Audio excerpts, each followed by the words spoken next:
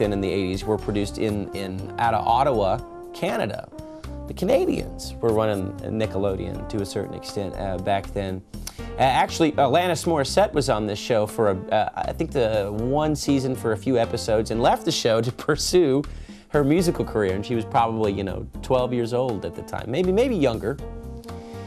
This show, for me, was it. And I know some of you out there that watch this show probably agree with me, and I had a ritual with it because it would come on at 3:30 in the afternoon on Nickelodeon, and I would leave strict instructions to the whole house that I am not to be interrupted during this show, because I would eat a whole can of Chef Boyardee beef ravioli, and I'd drink a big old Dr. Pepper. I'd watch the show and did not want to be disturbed. Looking at this show as an adult, as opposed to being a kid, it had a warped sense of humor. It was it was a little demented, but it wasn't inappropriate necessarily for kids, but it skirted the line. You could absolutely never get away with doing a show like this now on a kids' TV station. Absolutely not. Nickelodeon would never go that far again. And I've always thought that's kind of weird, because it seems like you can get away with a whole lot more on television, but at the same time you can get away with a lot less in other departments.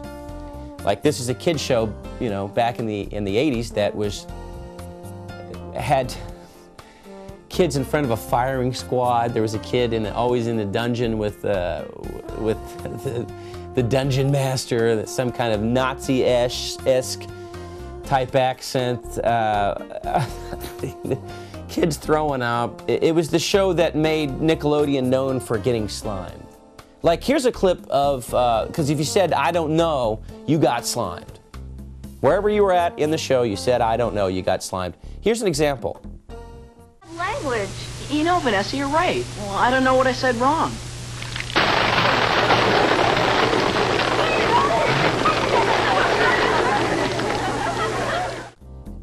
Also, if you said water, this happened to you.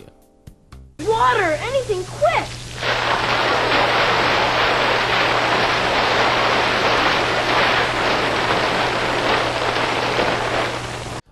Folks, there's also a website where you can download, I don't know, it's like 15, maybe 20 episodes of, you can't do that on television. Go to Barth's Burgery.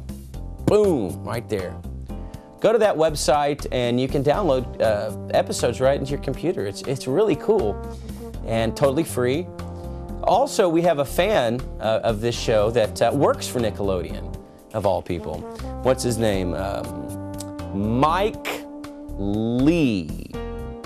Mike Lee works for Nickelodeon. I wonder if he's ever been slimed. Okay, folks, we're going to go to a quick commercial break, and when we come back, Gregory Bilby.